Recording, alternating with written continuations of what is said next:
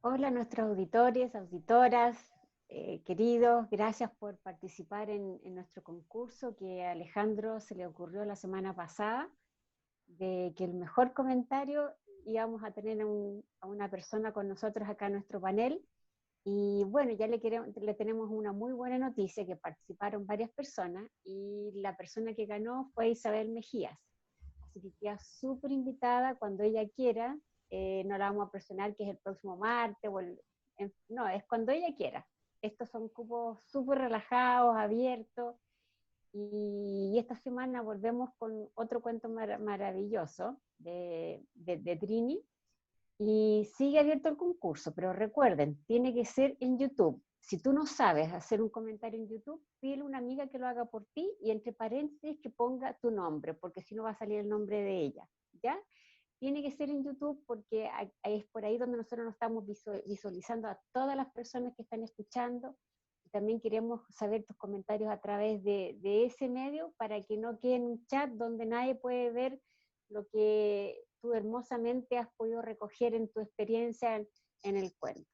Así que ahora le vamos a dar al nuevo cuento de Trini, que estoy demasiado intrigada porque lo leí y no sé qué pensar, pero los comentarios de ella me abren la mente. Adelante, Trini. Buenos días, auditores, buenos días, Cecilia, Alejandro. Sí, efectivamente, hoy les traigo un cuento para cerrar el ciclo de las discriminaciones, para no agotarlos con el tema, y para ello les traigo nuevamente a Mario Benedetti con un cuento que se llama Pacto de Sangre. Sí, les advierto nuevamente que este es un cuento que tiene alrededor de 6 páginas. Es largo, pero yo voy a ir sobrevolando sobre sus mismas palabras para darles algún contenido de la historia y resumirles en el fondo. Si pueden leerlo en profundidad entero, vale la pena porque es un cuento maravilloso. Pacto de Sangre, Mario Benedetti. Este cuento apareció en un libro que se llama Despistes y Franquezas del año 1989. Ya habíamos hablado de Mario Benedetti, eh, que hace varios años ya murió, pero nos dejó escrituras sobre lo cotidiano, sobre las relaciones humanas, sobre nosotros mismos. Y por eso que les traigo este cuento hoy día a propósito de la discriminación, en este caso con la tercera edad, con los ancianos principalmente. Entonces, cuando uno tiene, como yo, 84 años, ¿qué más puede pedir? No pido nada. Fui y sigo siendo orgulloso. Sin embargo, hace ya algunos años que me he acostumbrado a estar en la mecedora o en la cama. No hablo. Los demás creen que no puedo hablar. Incluso el médico lo cree. Hablo por la noche, monólogo, en voz baja, para que no me oigan. Hablo nada más que para asegurarme de que puedo. Afortunadamente puedo ir al baño por mí mismo, sin ayuda. Ducharme, no. Para mi higiene general, viene una vez por semana un enfermero. Lo dejo hacer, ¿qué más remedio? Ahora que debo quedarme todo el tiempo quieto y callado, mi diversión es recorrer mi vida, con mis ojos casi siempre llorosos, no de llanto, sino de vejez, veo y recorro las palmas de mi mano. La vejez nos sumerge en una suerte de anonimato y uno recuerda.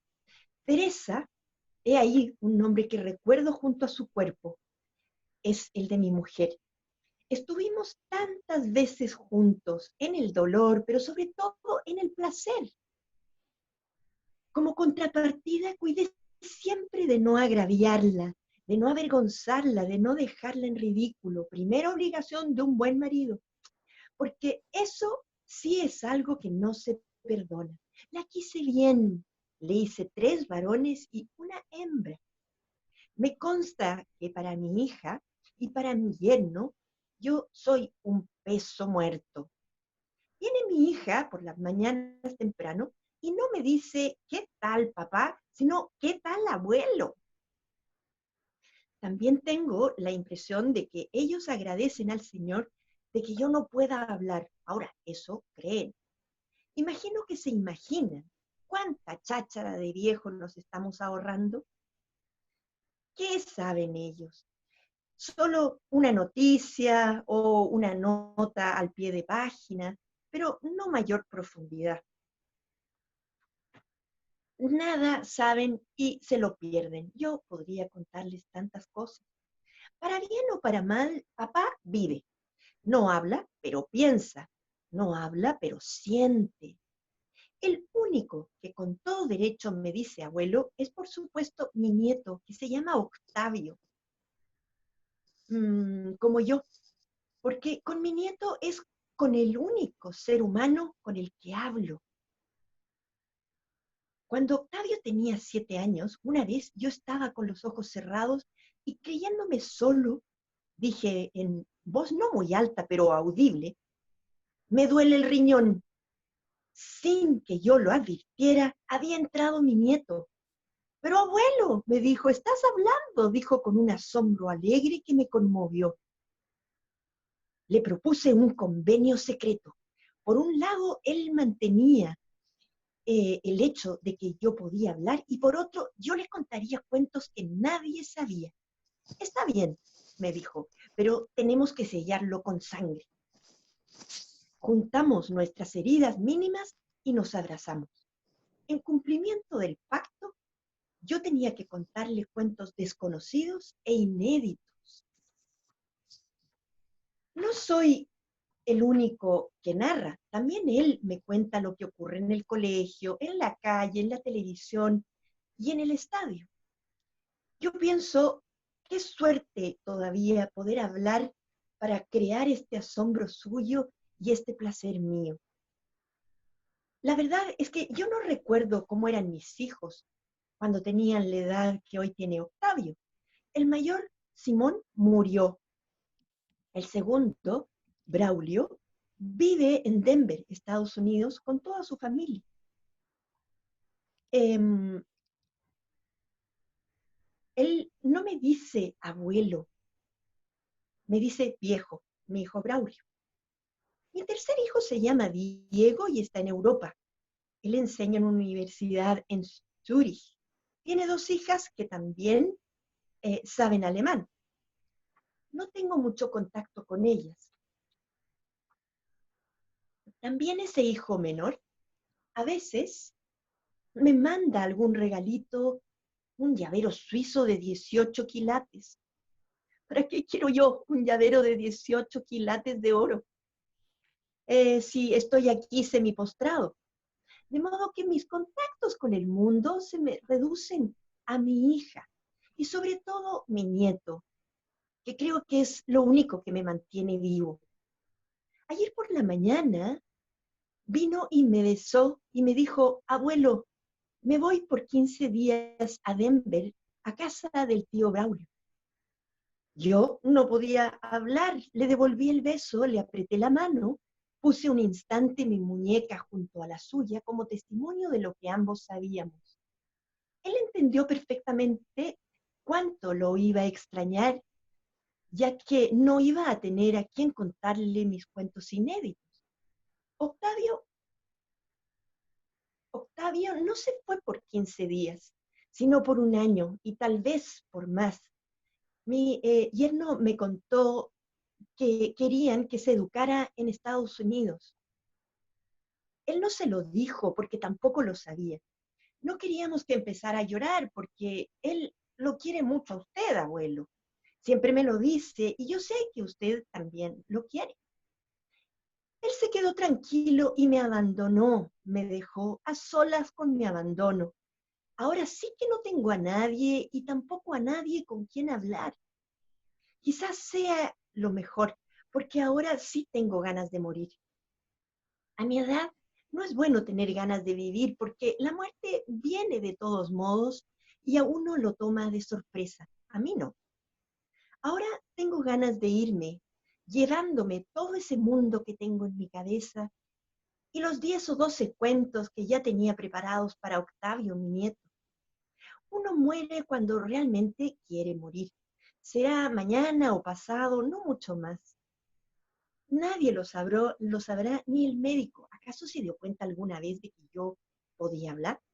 Ni el enfermero, ni Teresa, ni los demás. Solo se darán cuenta cuando falten 5 minutos. A lo mejor Teresita dice entonces papá, pero ya será tarde. Como les decía, este es un cuento de 1989, uno más de los cuentos de lo cotidiano de Mario Benedetti, un cuento que yo creo que a todos nos deja pensando porque de alguna manera hemos vivido situaciones similares o al menos cercanas, amigos, familia. Pero es un cuento que nos trae un poco a la realidad de un anciano, en este caso un hombre de más de 80 años, que está viviendo una soledad real. ¿Y qué es la soledad de los viejos? A mí me toca en mi trabajo eh, convivir mucho con ellos y es muy común que ellos se quejen de su soledad, los que se atreven a quejarse. Otros se quejan de dolores físicos, de penas, quizás de abandonos, de pérdidas. Pero en definitiva, están solos y porque siento yo que la soledad de la vejez es muy dura y no siempre se puede recurrir a los recuerdos, como es el caso de este viejo, ¿no? Pero es una situación que hoy la vemos mucho más seguido. Basta pensar en que la, la cifra de la ancianidad aquí en Chile es altísima y cada vez va a ser mayor. Es una cifra con la que todos tenemos que, de la que todos nos tenemos que hacer cargo de alguna manera. A mí, la verdad que yo escogí relacionarme con la tercera edad porque me interesa mucho el mundo que ellos reflejan. La verdad que día a día, cuando estoy en contacto con ellos, me sorprende la capacidad que aún tienen ellos, la fuerza y energía que algunos mantienen y la sabiduría. Yo les confieso que muchas veces llego incluso a sus residencias un poco abrumada por la situación, no solamente de hoy, sino por lo que a uno le ha tocado vivir y que está en la disyuntiva y no sabe cómo solucionarla. Y más de alguna vez me ha tocado exponerles casos muy personales, familiares, y ellos me dan una mirada mucho más, eh, mucho más vital, quizá haciéndome ver que yo reaccioné de sobremanera o que sobredimensioné lo que estoy contando y que no era tan grave. O me permiten y me invitan a empatizar, por ejemplo, con mis hijos, con quienes yo tuve una reacción un poco sobrevalorada por mí. Y ellos me hacen ver que nada fue tan grave como yo lo estaba mirando. Yo sobre reaccioné y bueno, finalmente terminó solucionando de una manera que yo no me lo esperaba. Y gracias a la ayuda de ellos. A mí me encanta descubrir que hay mucha alegría todavía en ellos. Yo personalmente me encuentro con un amigo de la tercera edad que tiene 92 años y que no hay día en que me diga que está estupendo. Tiene afortunadamente muy buena salud y hasta el día de hoy se maneja solo, es autónomo. Le quitaron ya el auto, se lo están por quitar, pero él todavía es un poco la luz en la casa donde está y todos lo siguen porque es muy vital y transmite además mucha alegría. Tengo otra alumna que tiene 102 años y que participa en mis talleres de memoria y es la primera en responder a los cálculos mentales, por ejemplo. Pero además todos, de alguna manera, bueno, ellos viven en residencias y claro, si bien están alejados de la familia, muchos de ellos han optado por ese camino y por convivir al lado de otras personas. Muchos de ellos prefieren hacerlo así porque no les gusta estar solos. Pero hay otras tantas personas que sí están solos. Y yo, la verdad que este cuento a mí sí, entristece porque a uno lo hace ver la realidad que muchos de ellos viven y que nosotros también censuramos mucho o nos dejamos llevar por creencias, por mitos, a veces también por prejuicios de que los viejos son lateros, son quejumbrosos, eh, o no están vinculados con el mundo, entonces hay que hacer un esfuerzo por ir a verlos. Y no es así, no siempre es así, podemos decirlo, pero efectivamente, yo creo que nosotros, al menos con este cuento, podemos ponernos un poco en su lugar, porque finalmente todos vamos a llegar a este momento. Y es posible que lleguemos a una situación similar a la de este hombre. Ojalá que no, pero ojalá que en el caso de este hombre, por ejemplo, él tenía una fuente de recuerdos que todavía lo mantenían muy vivo. Y eso es muy importante. Pienso que muchos de ellos se dejan acompañar por esto. Muchos de ellos siguen leyendo, muchos de ellos son actuales.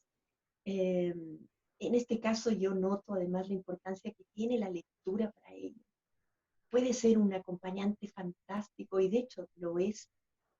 Eh, la verdad que los que leen hasta el día de hoy tienen una compañía muy fructífera y se alimentan de eso y la comunican también a sus pares o a sus nietos o a la familia. Ahora, yéndome un poco a la historia, aquí también Benedetti nos hace ver algo muy íntimo, ¿no? Como un niño entiende mejor que sus padres a su abuelo y mantiene un secreto que a él lo mantiene muy relacionado con él y descubre además esta intimidad con su abuelo. Va a ser un recuerdo único para él. Pero la actitud de la hija es muy común. Llamarlo abuelo. A ellos no les gusta que los llamen abuelo. Yo recuerdo perfectamente otra mujer de la tercera edad que me hacía ver algo muy importante al inicio de mi relación con ellos. Lo primero que ella me dijo: Trini, lo único que te pido es que no nos trates como niños y que jamás nos pongas dibujitos animados para entretener. Nosotros podemos conversar mucho más que eso. Y relaciónense con nosotros como con cualquiera. Y la verdad que fue un consejo vital porque me ha acompañado muchísimo en mi experiencia laboral con ellos. Bueno, no quiero seguir con esto, simplemente me gustaría oír la reacción de ustedes frente a este cuento y frente al tema de la discriminación con los ancianos. Ellos sí la sienten. Mm. Adelante, chiquillos. Alejandro. Bueno, quedé, en verdad te escuché muy atentamente, Trini, de lo que estabas conversando. En verdad este es un cuento que invita a la reflexión. En verdad me puse como en varias posiciones.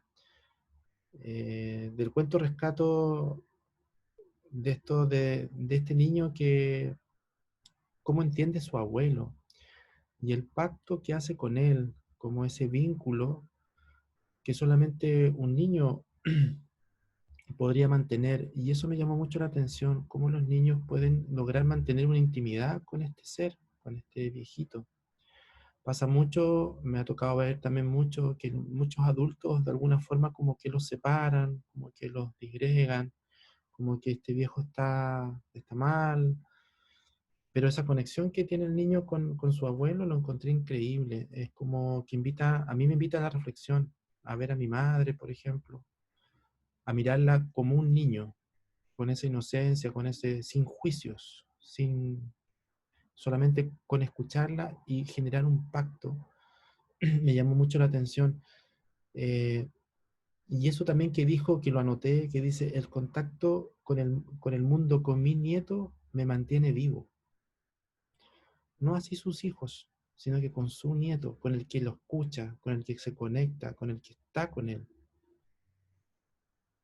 Cuando el niño se va por 15 días, porque al final resultó un año y más, se va y no podré hablar. ¿A quién le cuento mis cosas? ¿A quién le cuento mis cosas? Solamente era su nieto. Tenía hijos, pero él, su interrogante y su mirada como observador de sí mismo, lo hace ser una persona muy lúcida, muy consciente de lo que le estaba pasando. Y bueno, y lo que tú también dijiste en su momento, ¿cómo es la soledad de los viejos? ¿Cómo será mi soledad cuando yo sea viejo? En verdad me invita a la reflexión este cuento. Como bueno, como muchos de los que hemos conversado, pero particularmente este cuento me invita como a estar más consciente de las personas de tercera edad. Lo siento un regalo, en verdad. En verdad, muchas veces nos preguntamos cómo estarán, pero un cómo estarán como muy lejano, como muy desde los hogares.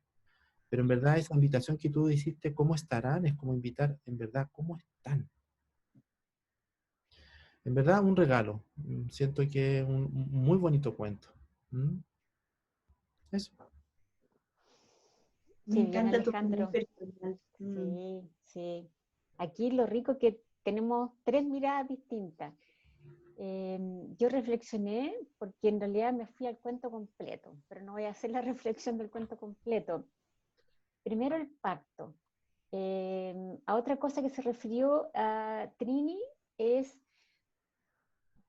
es la soledad de los adultos en general. Yo creo que tercera y cuarta edad no es solamente ellos los que están solos. Yo creo que nosotros ya empezamos a estar solos.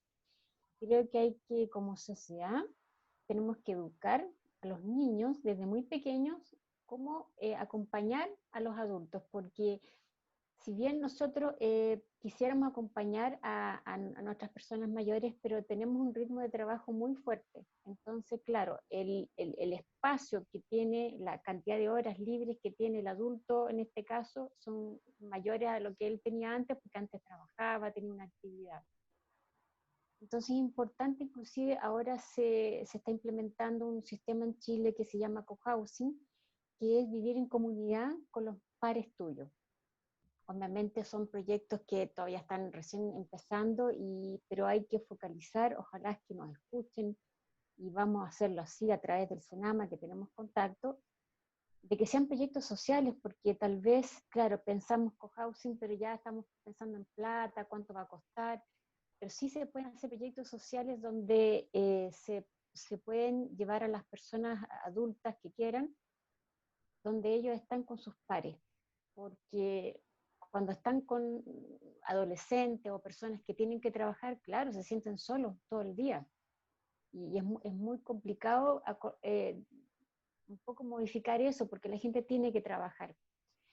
Y sí, yo creo que la sociedad hoy día está muy individualizada por todo lo que nos toca, la rapidez del internet, la cantidad de horas laborales que tenemos, ya no tenemos un trabajo, tenemos dos trabajos, los sueldos también no son tan buenos, entonces claro, tenemos que dejar nuestras horas de acompañar al adulto por trabajar y tener un buen vivir. Entonces las horas se nos hacen nada para poder acompañarlos a ellos. Entonces el adulto mayor que pueda vivir con sus hijos, claro, tiene un par de horas bien abandonado y después cuando llegan los niños a hacer las tareas con los niños, los abuelos que tienen suerte. Y con respecto a otra cosa que dijo Trini, yo invito, a mí me encantaría tener un adulto mayor que me escuche. Porque obviamente cuando te escucha un familiar, empiezan como las personas que, a tenerle mala barra o mala onda o una situación familiar, entonces vienen los problemas. Pero a mí me encantaría tener un oído como Trini lo hizo y, y encontrar a alguien que de repente yo pueda sentarme y decir, mira, me pasa esto, ¿qué hago? Porque obviamente hay una curva que el otro día estaba leyendo en neurocientífica, que los niños son súper optimistas, después pasamos nosotros una curva hacia abajo donde no somos tan optimistas, y después la tercera y cuarta edad son súper optimistas. Y claro, el estrés que nosotros estamos viviendo en la curva hacia abajo no nos hace ver lo que ellos están viendo ahora, que ven todo de una forma más positiva, y al ser más optimistas te enfermas menos. Pero para eso necesitas una persona que te apapache, que te acurruque. Yo ya no tengo mis abuelos, y si los tuviera tampoco les contaría nada personal, porque todo lo que es familiar en realidad es un problema contarlo. Y invito a todas las personas en general, no solamente el adulto, tercera y cuarta edad, es formar tribus, formar círculos. Yo ahora estoy en un círculo de mujeres, en varios círculos de mujeres, pueden ser círculos de hombres, pueden ser mixtos, pero círculos donde tú cuentes tus cosas, pero no hay un debate, sino que la gente es una escucha. Está muy, muy utilizado eso ahora, y estuve viendo también un video de neurocientíficos que el hecho de escuchar sana, el hecho de escuchar cierra ciclos. Con respecto al pacto de sangre, me encantó porque nosotros con mis dos abuelos, paterno y materno, mis abuelos paternos adoraban a mi hermana chica porque ella era igual a mi nona. Entonces como que a mí no me pescaban. Y mi abuelo materno me pescaba a mí nomás, porque yo era igual a la nona que había fallecido de muy jovencita. Entonces, un mensaje también a los abuelos, los niños se dan cuenta. Claro, mi abuelo me quería a mí mucho por eso, y lo único que hacía era mirarme y pedirme fotos, tocarme las manos. Yo sé que él los quería a todos, pero obviamente él tenía su nieta preferida, que yo creo que era yo, por el lado de mi nono Jorge, y por el lado de mi papá, mi abuela Cheche, a mi hermana, porque eran idénticas. Entonces, de repente uno como niño se siente como alejado, y sabes que te quieren menos, que tienes una escalera menos ahí. Yo creo que yo miro esto ahora de adulto y obviamente no me afecta, pero yo creo que de niña sí, yo creo haberme recordado que me afectaba. Me afectaba en tal vez ser más cariñosa con ellos, y seguramente para mi abuelo, que me adoraba a mí, lo más probable es que les tiene que haber afectado a mis otros hermanos. Entonces, un llamado a que si no son abuelos todavía, cuando sean abuelos, no tengan esas preferencias tan abismantes, a pesar de que a lo mejor no es fácil de controlar. Uno como que se refleja en un nieto, o un nieto es más cariñoso, pero sí nos damos cuenta. Y yo siento que yo con mi abuelo materno, mi nono Jorge, yo tenía un pacto de sangre sin que yo lo supiera, porque claro, soy la calcada de mi abuela, calcada, los ojos grandes, morena, y yo creo que los dos teníamos un pacto de sangre, sí. Teníamos los dos una preferencia tremenda. Y este cuento me dejó un poco triste, porque si bien nos invita a reflexionar, pero me dejó triste, pero también con una esperanza. A medida que escogemos un cuento, Trini logra abrir un debate, logra abrir una esperanza, una ventana de educación. Esta radio, Yo Soy Digital Chile, tiene este propósito: acompañar a los adultos. Entonces este cuento nos abre, nos recuerda, nos dice, hay un llamado a la acción. Preocupémonos de nuestros adultos, preocupémonos inclusive si no son tan adultos tampoco. Hay mucha gente sola, y en Estados Unidos y en Europa también, es evidente la soledad de las personas. Esperemos que Chile sea diferente. Yo creo que estamos todos trabajando para eso. Y aquí los dejo a ustedes a ver qué opinan.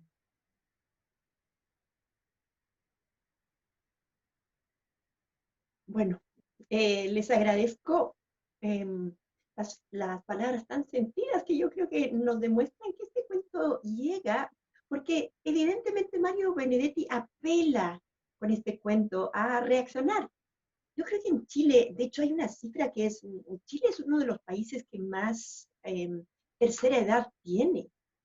De hecho, el año 2017 eran 100,4 tercera edad por cada 100 niños. Por tanto, la proyección de tercera edad que tenemos en Chile es gigantesca y es fundamental, y de hecho ya se han tomado medidas, las políticas públicas hoy día están justamente proyectadas a mejorar la salud de la tercera edad porque a la larga le conviene al mismo país.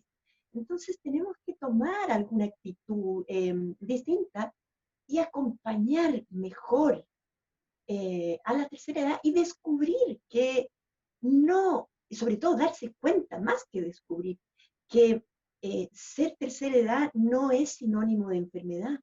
Al contrario, yo creo que hoy la tercera edad está dispuesta a flexibilizar una serie de situaciones con tal de convivir mejor con su familia o con la gente joven con la que ellos se relacionan. Pero hay que romper ciertas creencias y prejuicios con relación a ellos y desarrollar mayor contacto con ellos, porque incluso poder integrarlos en el ámbito laboral para que ellos se sientan activos y tengan una valoración subjetiva sobre ellos mismos mejor y así mejorar las condiciones de salud general de nuestra tercera edad. No quiero alargarme mucho más, simplemente recoger este cuento y ojalá leerlo entero para sensibilizarnos aún más. Quién sabe si es posible incluso comentarlo con ellos y a través de esto mismo preguntarles cómo se sienten. Es tan importante eso, tomarles la mano de pronto, aún en tiempos de pandemia. Tomarles la mano, mirarlos a los ojos y tratarlos por su nombre, nada de viejismos como abuelo o abuelito. No, no, no, por su nombre, o amigo, o compadre. Pero es fundamental. Bueno, sí recordarles la posibilidad de que ustedes concursen con su opinión para que podamos invitarlos al programa e integrarlos también a nuestra conversación. Muchas gracias por su audición y a ustedes dos por el cariño y la sensibilidad con que escuchan la lectura. 1.000.000. Muchas gracias, Trini. También quiero invitar a todos que nos escuchan, que hagan sus comentarios. Nosotros escogeremos a la persona que nos va a acompañar en el cuento para que hagamos todos una conversación grata a partir del cuento de Trini. Ceci. Sí, recordarles lo mismo, la invitación de Trini y de Alejandro tiene que ser en el canal de YouTube para que todos puedan ver lo transparente que es el concurso. Esa es la idea. Si no sabes, dile a un amigo que haga el comentario por ti y entre paréntesis pone tu nombre. Como les comentamos al principio, la ganadora del espacio ya está, Isabel Mejías, está guardado ese espacio y ahora esperamos un nuevo auditor para el próximo evento. Muchas gracias. Adiós. Chao.